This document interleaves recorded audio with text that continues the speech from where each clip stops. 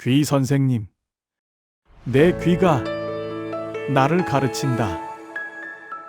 듣기는 사람의 성장에 중요한 역할을 합니다. 말을 잘 듣고 이해하면 지식과 경험을 배울 수 있습니다. 잘 듣는다는 것은 상대의 의견을 존중한다는 것입니다. 이런 태도는 타인과의 관계 형성에 큰 도움이 됩니다. 하지만 듣기만으로는 부족합니다. 들은 정보를 잘 소화하고 그것을 자신의 것으로 만드는 과정이 필요합니다. 이 과정을 통해 우리는 새로운 지식을 획득하고 성장할 수 있습니다. 남녀노소를 막론하여 그 말을 경청해야 합니다.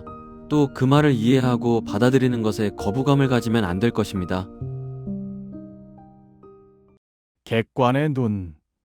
평소에는 입 다문 송아지가 되고 전쟁터에서는 굶주린 매가 되라. 다양한 상황과 환경에 따라 적절한 자세와 행동을 취해야 합니다. 나서야 할 때와 그러지 않을 때를 잘 가려야 신뢰와 존경을 받을 수 있습니다. 일상생활에서는 겸손하고 참을성 있게 행동해야 합니다. 어려운 상황이 닥치거나 도전이 필요한 경우에는 망설이지 말고 과감하게 행동해야 합니다. 하지만 상황에 따라 융통성도 갖춰야 할 것입니다. 겸손과 강인함을 갖춘 자세는 우리의 성공과 성장을 이루는 데 큰 도움이 될 것입니다. 경솔금지. 적게 말하라. 제대로 듣지 않고는 함부로 결정하지 마라. 제대로 듣지 않으면 그 말에 대한 내용을 이해하지 못합니다. 내용 파악이 안 된 상태에서 급하게 결정을 내리면 반드시 문제가 발생하게 됩니다.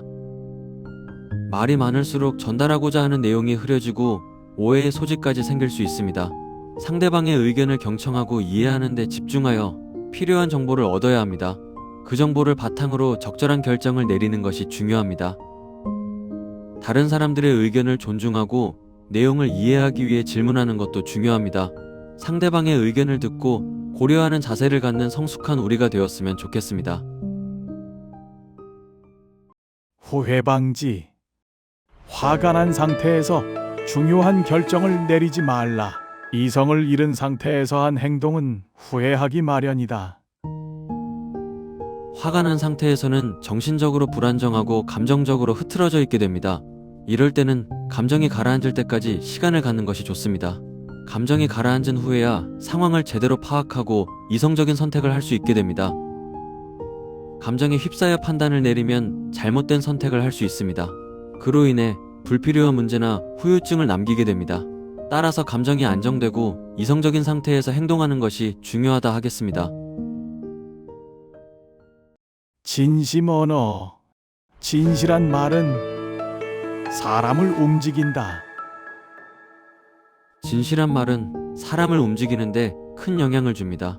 진실은 신뢰와 연결되어 있으며 사람들은 진실한 말에 더욱 높은 가치를 둡니다. 진실한 말은 솔직하고 정직한 의사소통을 가능하게 합니다. 이렇듯 진실성 있는 말로 소통을 해야 상대방의 의견과 감정을 이해할 수 있습니다. 그런 과정을 거쳐야만 진정한 협력과 협의를 할 수가 있습니다.